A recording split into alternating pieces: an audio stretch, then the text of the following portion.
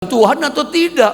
Kehidupan kita hari ini di pihaknya Tuhan atau bagaimana? Atau jangan-jangan kita mulai serong-serong jalan kita, atau di hati kita, waduh ada begitu banyak kejahatan. Pastikan lakukan bagianmu. Bertobat pagi ini. Aku mau kembali ke jalannya Tuhan. Aku mau ikut di pihaknya Tuhan. Ya taatilah perintahnya. Lakukanlah perintahnya. Yang kedua, saya mau tunjukkan sama saudara dengan beberapa waktu yang ada. Apa kriteria syaratnya supaya Tuhan bela kita? Yang kedua, Anda harus jadi umat pilihan Allah. Yang pertama, hidup kita mesti di pihaknya Tuhan. Yang kedua, kriteria orang pilihan harus ada dalam hidup kita. Mari kita lihat di ayat 33. Saya mengajar saudara berdasarkan ayat, menerangkan ayat. Ayat ini mengatakan Anda harus punya kriteria orang pilihan. Mari yang di rumah-rumah, semua yang di gereja, kita baca ayat ini bersama-sama. Roma 8 ayat 33, 1, 2 dan 3. Siapakah yang akan menggugat orang-orang pilihan Allah? Allah yang membenarkan mereka. Siapakah yang akan menghukum mereka? Kita tahu jawabannya, tidak ada yang menggugat orang pilihan Allah. Allah pasti membenarkan dia. Tidak ada orang yang menghukum. Setan pun gak bisa hukum kita. Masalah pun gak bisa hukum kita. Kenapa? Tuhan udah terlanjur jadi pembela kita. Bagaimana caranya? Yang kedua, kriteria kita mesti miliki untuk jadi Tuhan jadi pembela kita adalah Anda harus menjadi umat pilihan Allah. Kriteria menjadi umat pilihan Allah ini kita mesti miliki. Tentu Anda bertanya, pendeta, bagaimana caranya kriteria umat pilihan ada dalam hidup kita? Saya kasih contoh Yusuf. Yusuf itu mengalami pembelaan Tuhan. Dari seorang yang dimasukkan dalam sumur, seperti nggak punya masa depan, dijual jadi budak. Kan madesu masa depan suram. Ini gelap hidupnya. Tapi tiba-tiba kita kaget dia diangkat jadi raja muda. Orang kedua setelah Fir'aun. Kok bisa? Itu pembelaan Tuhan. Kalau Tuhan gak bela, tetap aja dia jadi narapidana dalam penjara. Kok bisa dia jadi orang hebat? Karena Tuhan yang bela. Kenapa dia dibela? Karena dia punya kriteria umat pilihan. Lihat, Yusuf ini diganggu sama istri Potifar, digoda gitu kira-kira. Tetapi lihat jawaban Yusuf. Apakah aku melakukan suatu kejahatan yang besar di hadapan Tuhan Allahku? Aku tidak mau melakukan ini. Ini kejahatan di mata Tuhan. Itu dia lontarkan, katakan kepada istri Potifar yang sedang menggoda dia. Aku tidak mau lakukan ini. Apakah aku akan melakukan kejahatan besar di mata Tuhanku? Dia nggak mau melakukan itu.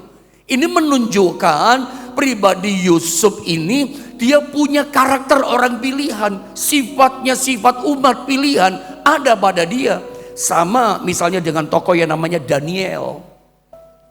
Daniel tuh punya karakter, punya tabiat, punya kriteria umat pilihan. Salah satu contoh, dia tidak mau menajiskan dirinya dengan makanan-makanan berhala. Dikasih minuman anggur raja, bahkan buah-buahan dari raja dia tolak. Semua makanan dari raja dia nggak mau, padahal itu makanan yang enak-enak, hauja ya kan. Makanan raja, coba gak semua orang mendapat kesempatan hidangan raja dikasih sama dia. Daniel dapat kesempatan makanan enak loh, padahal dia cuma orang buangan. Tapi Daniel, Alkitab katakan dia tidak mau menajiskan dirinya dengan makanan berhala. Karena di masa itu di Babel, sebelum makanan dikasih kepada raja, dihidangkan kepada raja, rupanya dipersembahkan lebih dulu kepada berhala.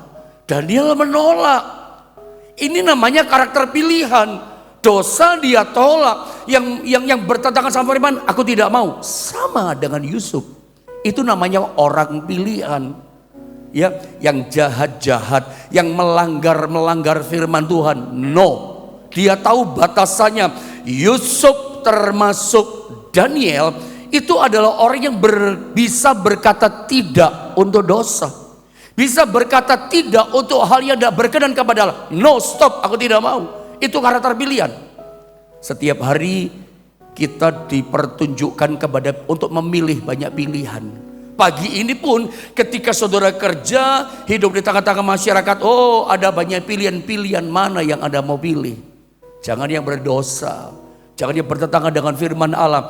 Katakan tidak kepada dosa. Jangan menajiskan diri dengan dosa. Percaya begini, tapi Pak, kalau saya nggak kerjakan itu saya nggak bisa kaya, kerja nggak bisa berhasil. Siapa yang bilang? Saya gembala hamba Tuhan.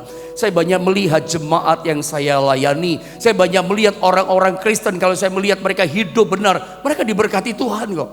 Mereka dibela sama Tuhan. Justru di masa sukar, jadilah seperti Daniel.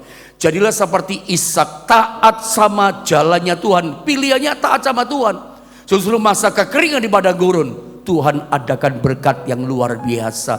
Tuhan bela pasti diberkati. Padang gurun kekeringan gak bisa lawan. Perlu ketaatan. Itu namanya karakter pilihan, termasuk Nabi Nuh. Semua orang berbuat jahat pada masanya. Nuh dalam bahasa Ibrani halak tamim. Dia tak bercela dengan kehidupan orang di masanya. Itu Nabi Nuh. Makanya dibela, semua tenggelam. Nuh, istri sama anaknya, seluruh keluarganya selamat. Saya ingin seluruh keluargamu selamat di masa sukar ini. Ekonomi, bisnismu, pekerjaanmu selamat. Mungkin di depan mata ada kesulitan, tapi bahan bakunya sukar, Pak. Saya tidak punya bahan baku, saya lagi dalam kesulitan. Oh, Anda pasti selamat semuanya. Tiba-tiba ada jalan keluar daripada Tuhan. Yang penting kriteria itu ada.